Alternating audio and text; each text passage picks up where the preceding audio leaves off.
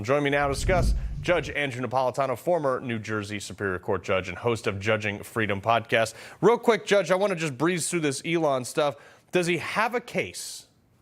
He probably does not, for two reasons. One, he is a public figure, and a public figure in a defamation case has to demonstrate to the court before it even gets to the jury that there's evidence from which a jury could find that the defendant knew that what it was saying was false or was reckless in its regard for truth or falsity. The other defense is that this is just an opinion.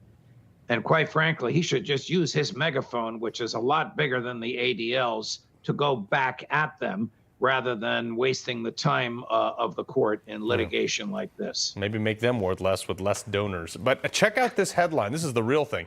From Politico just a few hours ago, an appeals court has partially blocked efforts by special counsel Jack Smith to get his hands on the cell phone data of Pennsylvania Congressman Scott Perry, former President Trump, in the 2020 election. Remember when they confiscated it once before? Are you surprised by this ruling? And are the judges?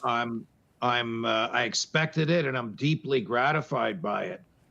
Put aside that he's a member of Congress. They just stopped him on the street and grabbed his cell phone from him, which they shouldn't do to anyone. But because he's a member of Congress and because he uses the cell phone to communicate with other members of Congress about what he does on the floor of the Congress, the speech and debate clause, a clause in the Constitution, protects him.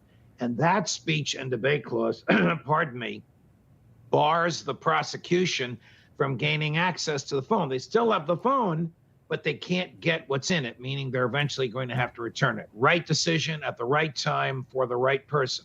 Not for political reasons, for constitutional reasons. Yeah, you worry, though, once they have something in custody, sometimes they just do whatever they want anyway. But former federal judge Michael Luttig, he was on MSNBC, of all places, on Sunday. And here's what he had to say about who could ultimately determine Trump's fate when it comes to running for office again. Look at this.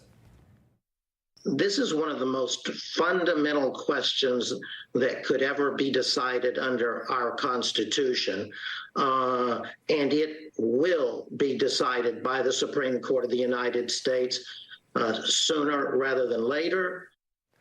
Can we just go back to this thing called elections where we the people got to choose instead of some bureaucrat?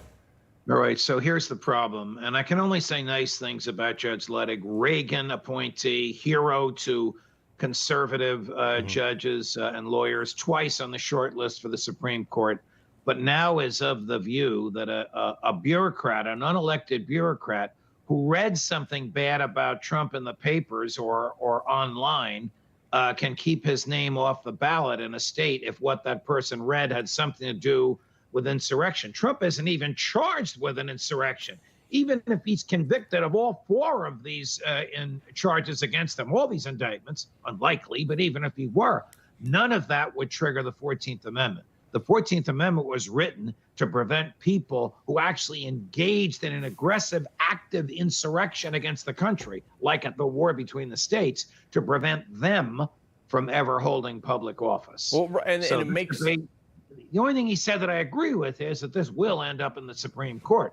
Because as soon as some unelected bureaucrat takes Trump's name off the ballot, Trump will sue, a trial judge will rule, the loser will appeal to an appellate court, the loser will appeal to the Supreme Court. Like everything today, the Supreme Court will have the final say. Yeah, I mean, imagine the precedent, though, if some, like you said, a bureaucrat could just white out his name off the ballot. It'd be unbelievable. Judge Napolitano, always a pleasure.